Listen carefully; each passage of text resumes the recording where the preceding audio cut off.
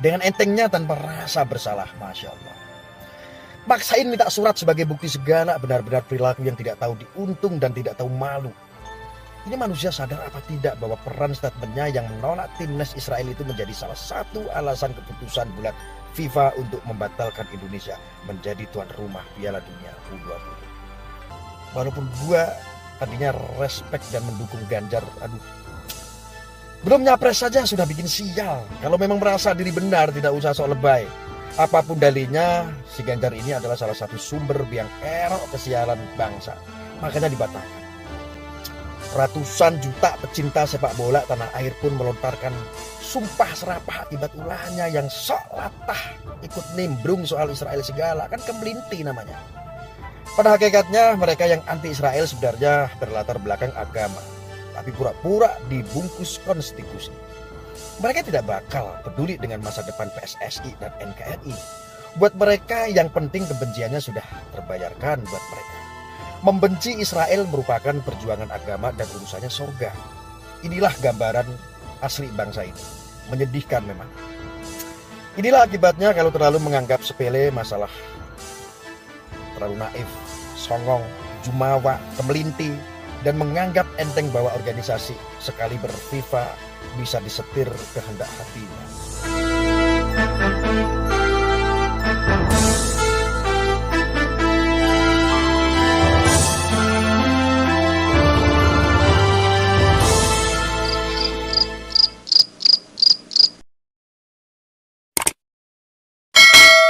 Saudara-saudara, saya dari awal itu sudah pernah menyampaikan bahwa Pak Ganjar itu terlalu kemelinti gitu.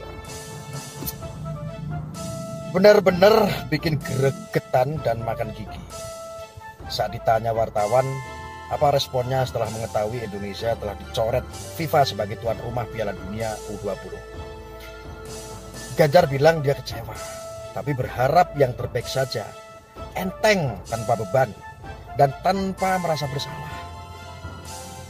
Tipikal manusia tidak punya empati dan tidak tahu malu. Asli gila nih tenan. Manusia satu ini tidak sadar bahwa semua sengkarut kemelut yang menimpa persepak bolaan Indonesia adalah akibat dari cangkem dan perilaku menjilat yang overdosis. Perilaku keblinger cari muka yang gila nih ke Megawati itulah penyebab malapetaka yang bikin malu bangsa Indonesia di mata dunia. Tanpa disadari, Ganjar perilaku menjilatnya itu telah mengorbankan kepentingan bangsa dan negara demi kepentingan PDIP. Akibat tangkeme pula, triliunan dana yang telah digelontorkan tidak mampu lagi membantu menyelamatkan muka Indonesia dari rasa malu yang luar biasa.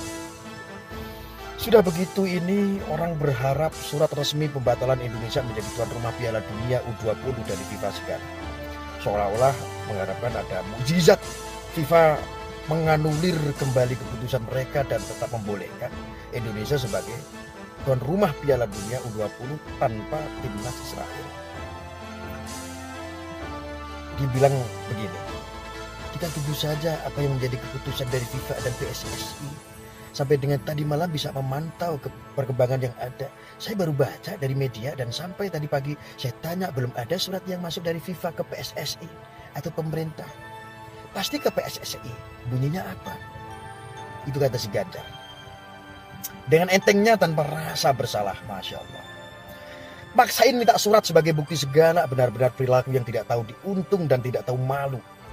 Ini manusia sadar apa tidak bahwa peran statementnya yang menolak timnas Israel itu menjadi salah satu alasan keputusan bulat FIFA untuk membatalkan Indonesia menjadi tuan rumah Piala Dunia U20. Selain itu, bukankah keputusan FIFA itu sudah diunggah di website resmi mereka? Masih ngarep surat resmi segala. Ke laut aja deh. Jika Ganjar dan Koster tidak ikut-ikutan latah menolak timnas Israel, saya yakin Indonesia masih mendapat kesempatan dari FIFA menjadi tuan rumah Piala Dunia U20.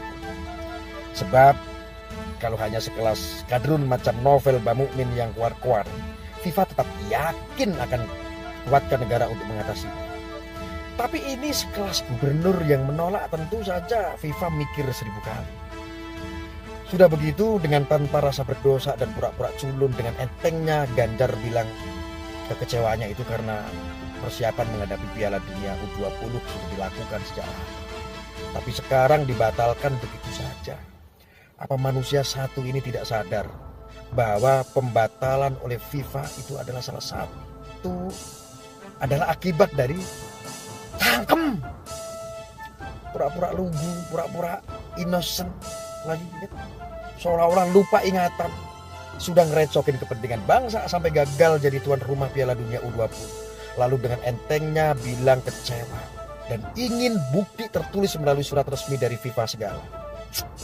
Bikin tambah ilfil. Yakin, walaupun gua tadinya respect dan mendukung Ganjar, belum nyapres saja sudah bikin sial. Kalau memang merasa diri benar, tidak usah sok lebay. Apapun dalihnya, si Ganjar ini adalah salah satu sumber biang kerok kesialan bangsa. Makanya dibatalkan. Ratusan juta pecinta sepak bola tanah air pun melontarkan sumpah serapah akibat ulahnya yang sok latah ikut nimbrung soal Israel segala. Kan kemelinti namanya. Pada hakikatnya mereka yang anti Israel sebenarnya berlatar belakang agama, tapi pura-pura dibungkus konstitusi. Mereka tidak bakal peduli dengan masa depan PSSI dan NKRI. Buat mereka yang penting kebenciannya sudah terbayarkan buat mereka. Membenci Israel merupakan perjuangan agama dan urusannya surga. Inilah gambaran asli bangsa ini. Menyedihkan memang.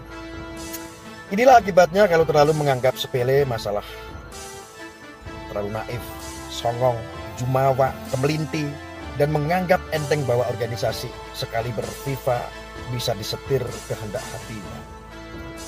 Ulah Ganjar telah mempermalukan bangsa, merampas masa depan sepak bola Indonesia, mempertahankan pepesan kosong akibat egoisme sempit yang rela mempermalukan bangsa sendiri.